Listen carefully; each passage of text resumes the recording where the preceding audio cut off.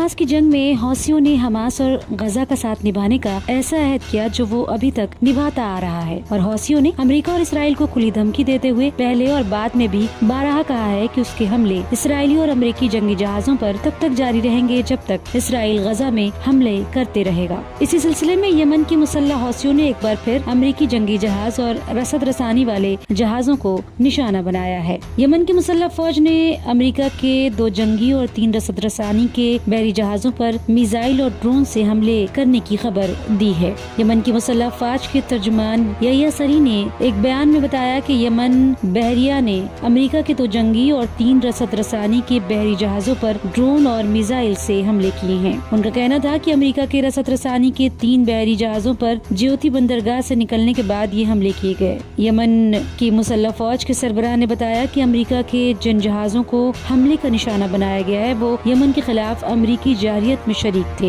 یحییٰ سری نے بتایا کہ یمنی افواج نے امریکہ کے ان 2 جنگی بحری جہازوں پر بھی حملے کیے جو خلیج عدن میں رسد رسانی کے بحری جہازوں کی حفاظت کر رہے تھے۔ انہوں نے کہا کہ یہ 10 دن کے اندر اپنی نوعیت کا دوسرا حملہ ہے۔ یحییٰ سری نے بتایا کہ یمن کی مسلح افواج نے مقبوضہ فلسطین کے اندر 2 الگ الگ کارروائیوں میں صہیونی فوجی مراکز پر بھی حملے کیے ہیں۔ یمن کی مسلح افواج کے ترجمان نے ایک بار پھر یہ واضح کیا ہے کہ غزہ کا محاصرہ ختم اور صہیونی جارحیت بند ہونے تک حملے جاری رہیں گے اور یمنی فوج کی کارروائیاں مسلسل بدستور جاری رہیں گی۔ اب دیکھنا یہ ہے کہ حوثیوں کے اس حملے سے امریکہ اور اسرائیل پلٹ کر کیا جوابی کارروائی کرتے ہیں۔